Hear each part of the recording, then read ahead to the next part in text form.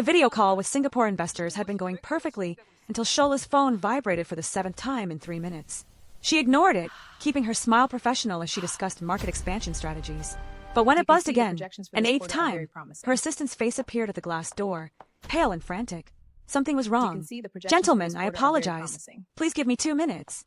She muted the call and stepped outside. What is it? Her assistant's voice trembled. Ma'am, there are people downstairs. Korean people. They're asking for you. They say they're Jahyun's family, and they're not leaving until. Shola's blood turned to ice. Welcome back. You just watched Shola's world collapse in 8 seconds. If you missed part 1, pause right now and watch it, link in description. Because what you're about to see is the brutal aftermath of choosing love over logic. Hit like, drop protect Jahyun in the comments, subscribe for part 3. Let's go. She ended the investor call without explanation, grabbed her bag, and ran to the elevator. Her mind raced through every possible scenario, each one worse than the last. Jahyun had been in Nigeria for 3 weeks. 3 peaceful weeks of him, slowly rebuilding trust with Jahyun. 3 weeks of her cautiously letting her guard down. She should have known it was too good to last. The elevator doors opened to chaos. Her reception area had transformed into a battlefield. 3 Korean men in expensive suits stood like guards around an older woman dressed in a designer hanbok, her posture radiating authority and contempt.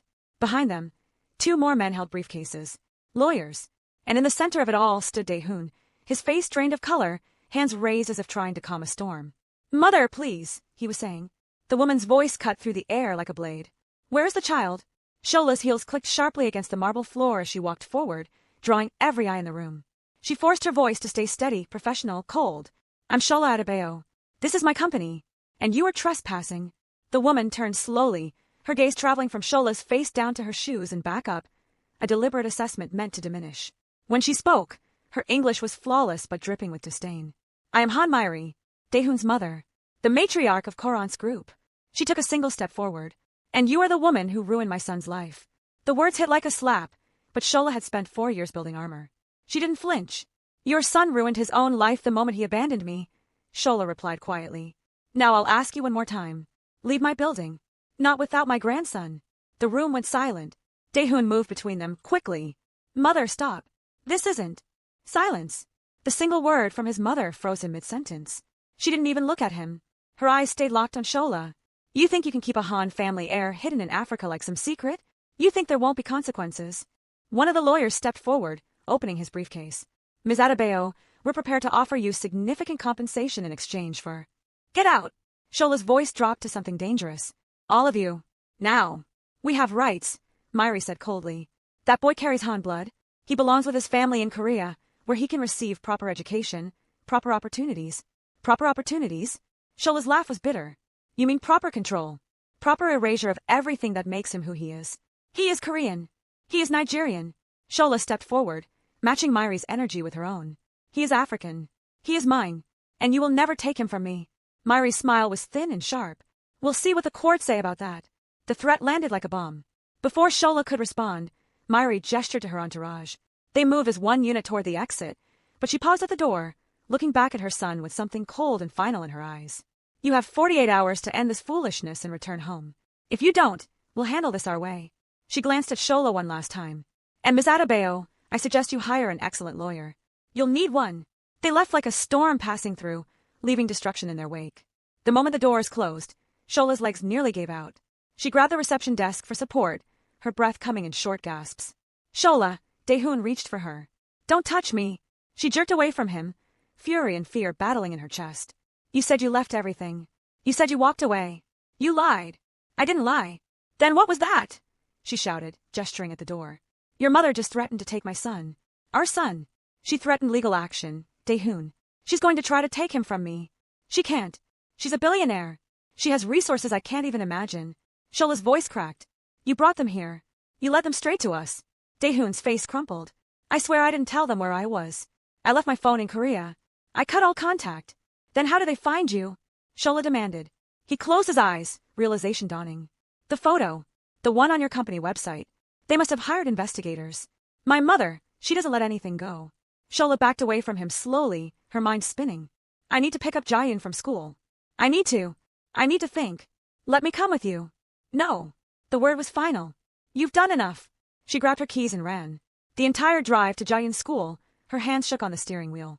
She kept checking the rearview mirror, paranoid that someone was following her. What if Myri had people watching the school? What if they tried to take Jahyun right now?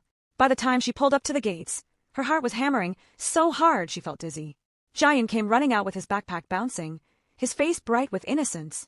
Mummy, guess what? I got an A on my robot project. She forced a smile, pulling him into a tight hug. Too tight. Mum, you're squishing me, he laughed. Sorry, baby. She loosened her grip, but didn't let go. Let's go home, okay? Is Dad coming over today? He asked as they drove. He promised to teach me Korean words.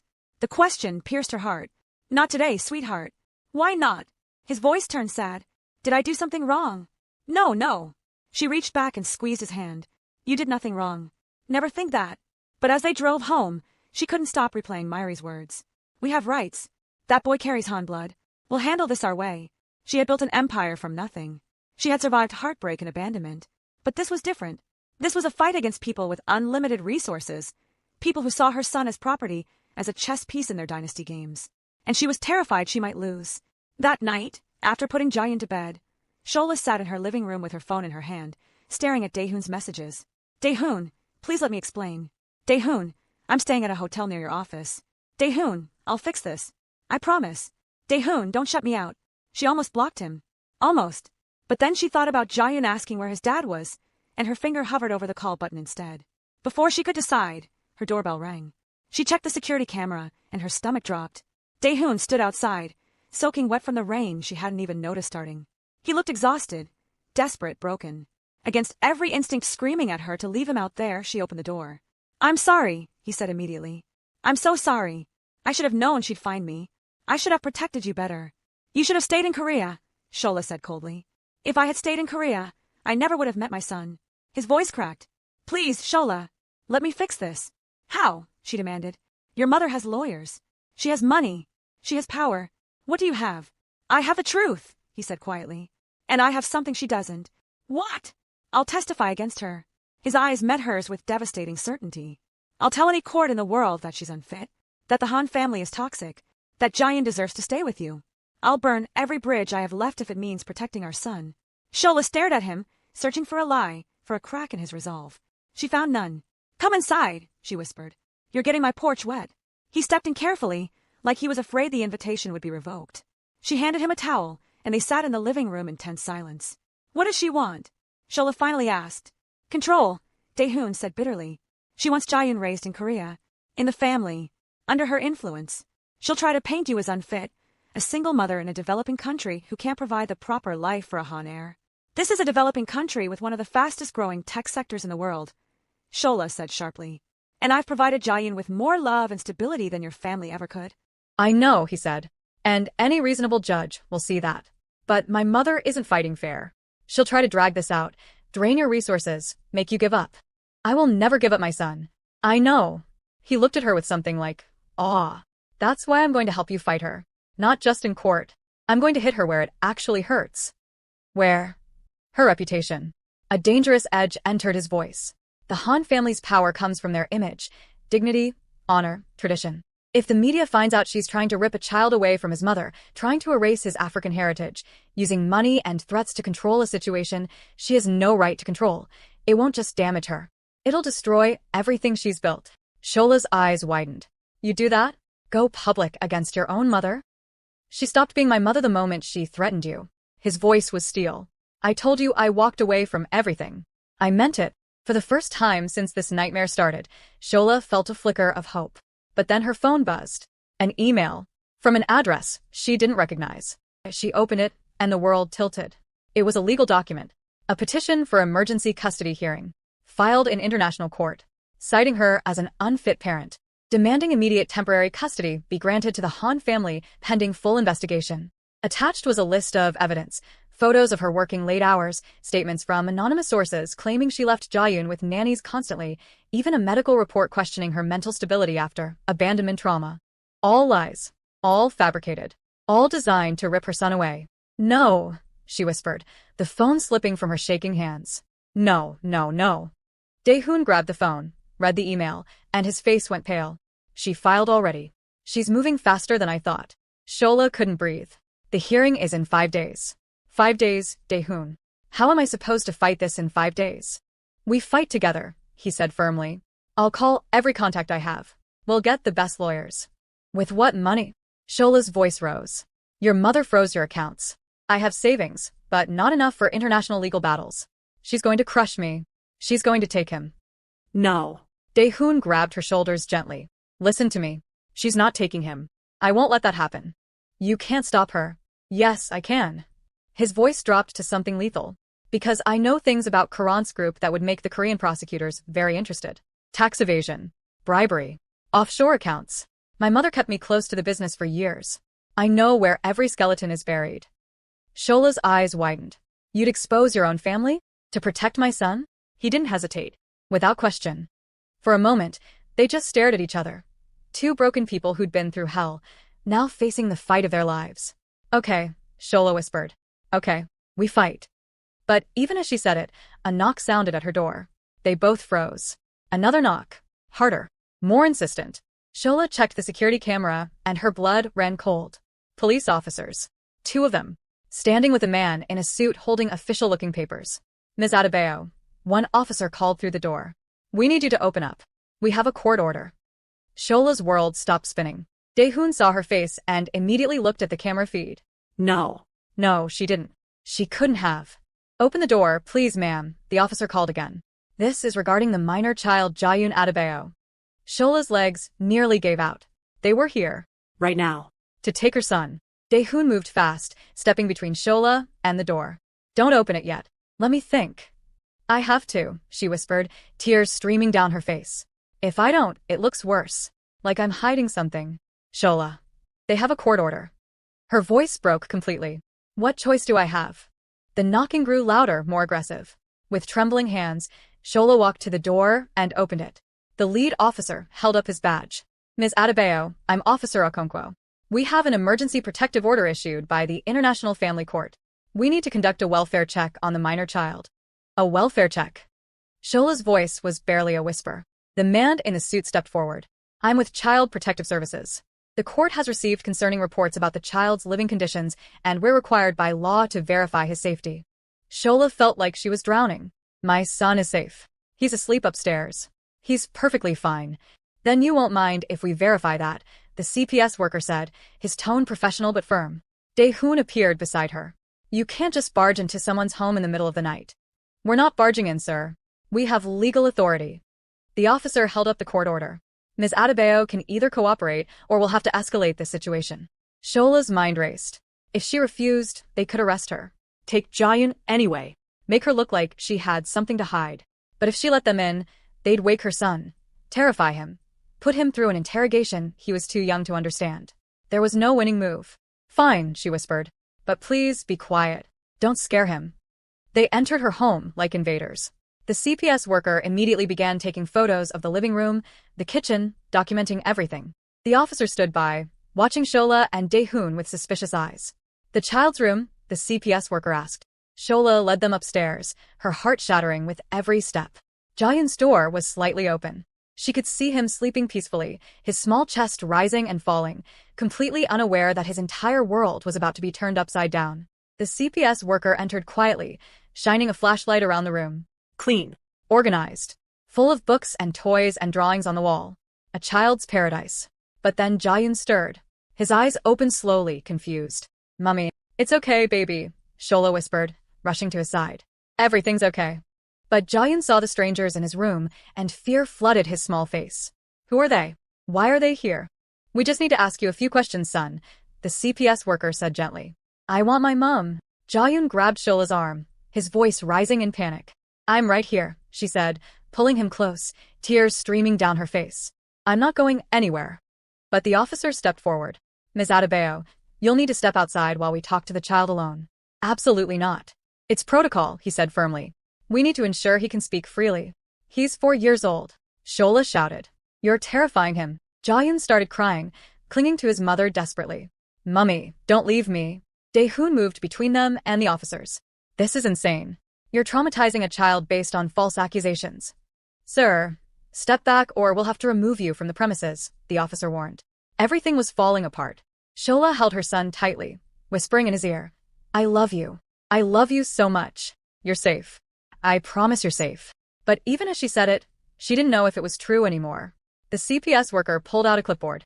Jahyun, can you tell me, do you feel safe at home? Through his tears, Jahyun nodded. Does your mother take care of you? Yes, he sobbed. She's the best mummy in the world. The worker made notes. Do you know why we're here? Jahyun shook his head, completely confused and terrified. The questioning continued for 10 agonizing minutes.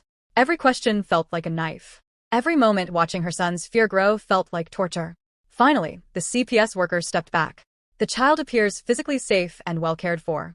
However, given the pending custody case, we'll be submitting our full report to the court. What does that mean? Shola demanded. It means the judge will decide at the hearing whether any temporary measures are necessary. He handed her a business card. You'll receive notification of the court date. Make sure you attend. They left as abruptly as they'd arrived. The moment the door closed, Shola collapsed to the floor with Jahyun still in her arms, both of them crying. Jahyun knelt beside them, his own face wet with tears. I'm going to end this. I swear to you, Shola. I'm going to end this. But as Jahyun looked up at his mother with confused, frightened eyes and asked, Mummy, are they going to take me away from you? Shola realized the nightmare had only just begun. And she had no idea if love would be enough to win this war. If you're wondering what happens at that court hearing, whether Jahyun can really stop his mother, and if Shola will lose Jahyun forever, you need to keep watching.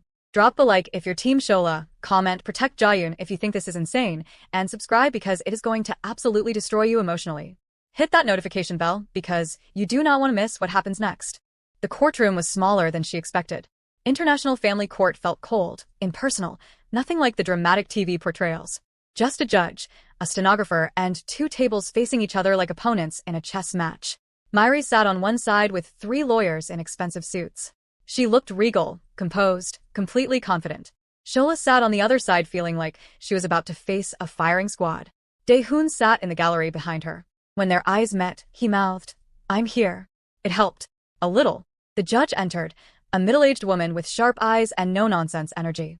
This is an emergency hearing regarding temporary custody of the minor child Jahyun Adebayo. Let's begin. The Han family's lead attorney stood immediately. Your Honor, we're here today because a child's welfare is at stake. Jahyun Adebayo is the biological grandson of Ms. Han Myri, heir to a significant family legacy and currently being raised in conditions that are, at best, inadequate and, at worst, potentially harmful. Shola's jaw clenched. The attorney continued. Ms. Adebayo works excessive hours, often leaving the child in the care of hired help. She has no family support system. She deliberately kept the child's existence hidden from his father's family for years, denying him his rightful heritage. Objection, Mrs. Adeyemi stood. Ms. Adebayo informed the father of her pregnancy. He chose not to respond. Because he never received the message, the Han attorney countered. Which raises questions about whether the message was even sent. I have the email, Shola said, her voice cutting through the courtroom. Time-stamped. Sent. With red receipts. The judge looked at her. Ms. Adebayo, please wait for your turn to speak. I'm sorry, Your Honor, Shola said, forcing herself to stay calm. But I will not sit here and let them lie about me keeping my son from his father. The judge made a note. Continue, counselor. The Han attorney presented their case, methodically. Photos of Shola working late.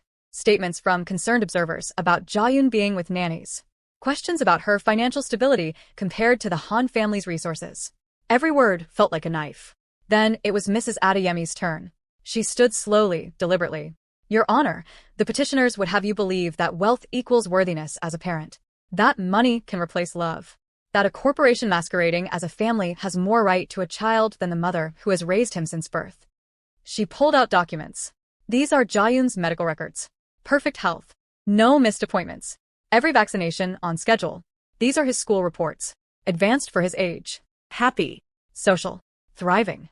She placed photos on the table. These are pictures of Ms. Adebayo and her son. At the park. Building robots together. Reading before bed. Not hired help. Not nannies. A mother who has dedicated every moment of her life to giving that child love and stability. Mrs. Adeyemi turned to face the Han family's table. The petitioners claim they want what's best for Jahyun. But they didn't even know he existed until 3 weeks ago. They've never met him. Never held him. Never comforted him when he was sick or celebrated his achievements. She looked at the judge. This isn't about the child's welfare. This is about control. About a powerful family trying to claim ownership of a child they view as property. Objection. The Han attorney started. Sustained, the judge said. Counselor, tone it down. But the damage was done. The truth was out. The judge looked at both sides. I'd like to speak with the child.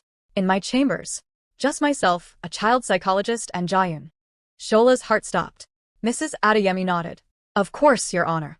20 minutes later, they brought Jahyun in. He looked so small in the big courthouse, holding his mother's hand tightly as they walked to the judge's chambers. Shola knelt down. Remember what we talked about, baby. Just tell the truth, okay? The judge is a nice lady who wants to hear about your life.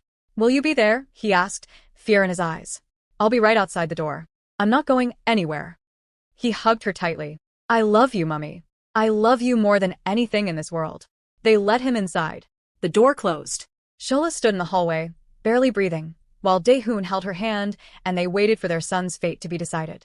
Inside the judge's chambers, Jahyun sat in a chair that was too big for him, swinging his legs nervously. The judge smiled kindly. Hi, Jahyun. My name is Judge Okoro. Do you know why you're here today? He shook his head. Some people want to make sure you're happy and safe. Can you tell me about your home? I live with my mummy, he said quietly. In our house. I have my own room with all my toys and my robot projects. Do you like your home? Yes. It's the best. What do you and your mummy do together? His face brightened. We build things. And we read books. And sometimes we go to the park. And she teaches me about computers because she's really smart. Does your mummy take good care of you? Yes, he said immediately. She makes my breakfast and takes me to school and helps me with homework and tucks me in at night. The judge made notes. Do you know who the Han family is? Jahyun's face scrunched in confusion. My dad's family? Yes. They'd like you to come visit them in Korea. Can my mummy come too? They want you to stay there. For a while. Jahyun's eyes widened with fear. Without my mummy? Would you want that? No. His voice cracked. I want to stay with my mummy. I don't want to go to Korea without her. Please don't make me go. Please. Tears started streaming down his face. The psychologist leaned forward gently. Jahyun, no one is going to make you do anything you don't want to do. But they said they might take me away. He was sobbing now. I want my mummy. I just want my mummy. The judge exchanged a look with the psychologist. She'd seen everything she needed to see. Outside, Shola heard her son crying through the door and nearly broke down herself. Jahyun wrapped his arms around her, holding her up. He's okay, he whispered. He's going to be okay. But neither of them knew if that was true. When Jahyun finally emerged, his face wet with tears, he ran straight into his mother's arms. Shola held him like he was the only thing anchoring her to earth. Back in the courtroom, the tension was suffocating. The judge looked at both parties with an expression that revealed nothing. I've reviewed all the evidence. I've spoken with the child. And I'm prepared to issue my ruling. Shola couldn't breathe. The petitioners have significant resources and can provide material advantages. However, this court's primary concern is the child's emotional well-being and stability. Please, Shola prayed silently. Please. Jahyun is thriving in his current environment. He has a strong bond with his mother. He has expressed clear preferences about his living situation. And while the Han family's concerns are noted, I see no evidence of neglect, abuse, or inadequate care. Hope flickered in Shola's chest. Therefore, this court denies the petition for emergency custody. Jahyun will remain with his mother. Shola's legs gave out. Mrs. Adeyemi caught her, both of them crying with relief. Behind them, Jahyun closed his eyes, exhaling for what felt like the first time in days. But the Han attorney stood immediately. Your Honor, we intend to file for a full custody hearing. File whatever you want, the judge said sharply. But this court will not remove a child from a loving home simply because another family has more money. If you pursue this further, I suggest you bring actual evidence of harm, not jealousy disguised as concern. She banged her gavel. It was over. Myri sat frozen at her table, her face a mask of fury and disbelief. For the first time in her life, money hadn't bought her what she wanted. Outside the courthouse, Shola held Jahyun close while reporters shouted questions they didn't answer. Jahyun stood beside them, his hand on Jahyun's shoulder, looking at his mother one final time as she exited the building. Their eyes met. She looked at him like he was already dead to her. And maybe he was. But as he looked down at his son who was safe, who was staying with his mother, who wouldn't be ripped away and molded into another Han family weapon, Jahyun realized he'd never felt more alive. It's over, Shola whispered, still not quite believing it. No, Jahyun said quietly, watching his mother's car drive away. It's just beginning. She'll come back. She always does. Shola looked at him, fear creeping back into her eyes. What do? We use the evidence. We release everything. We end this permanently. That will destroy her. I know. His voice was hollow. but it's her or us. And I choose us. That night, Jahyun sent the files to every major news outlet in Korea. By morning, Korean's group stock had crashed. By afternoon, Korean prosecutors had opened an investigation. By evening, his mother's empire was crumbling. And 3 days later, Shola opened her door to find Jahyun standing there with a single suitcase, tears streaming down his face. "It's done," he whispered. "Everything's gone. My family. My name. My entire past." She looked at him. This man who had broken her, then spent every day since trying to rebuild what he'd destroyed. "So what now?" she asked quietly. He met her eyes. "Now I prove that choosing you wasn't a mistake. Every single day for the rest of my life." She didn't invite him in. Not yet. But she didn't close the door either. And as Jahyun appeared behind her, asking, "Is Dad staying for dinner?" Shola realized that maybe, just maybe, broken things could be rebuilt into something even stronger. The war wasn't completely over. There would be appeals, legal battles, his family's attempts at revenge. But tonight they had won. And sometimes that's all you need to keep fighting for tomorrow. Shola stepped aside, allowing Jahyun to enter. He walked in slowly, like a man stepping into a dream he was afraid would shatter. Jahyun immediately grabbed his hand, pulling him toward the kitchen.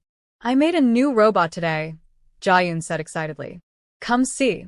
As Jahyun followed their son, Shola watched them from the doorway. She saw the way Jahyun looked at Jahyun, like he was witnessing a miracle.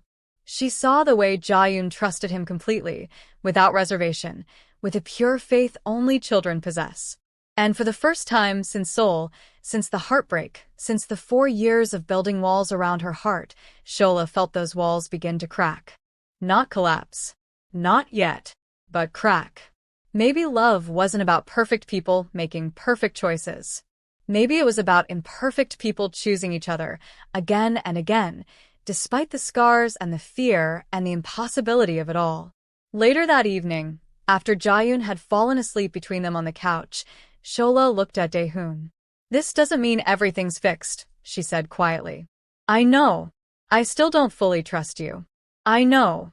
And if you hurt him again—" "I won't," Jahyun said firmly. "I'd rather die than hurt either of you again."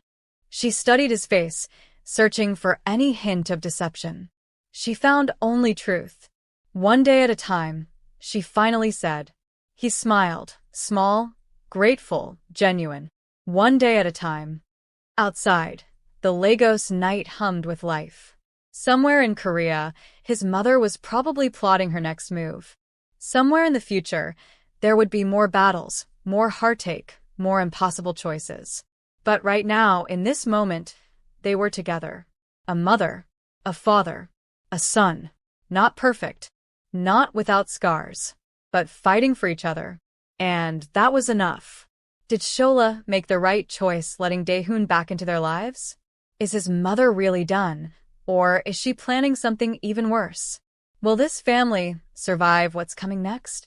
Drop a like if you believe in second chances, comment whether you trust Jahyun or think he'll break her heart again, and subscribe because part 3 is going to test this family like never before.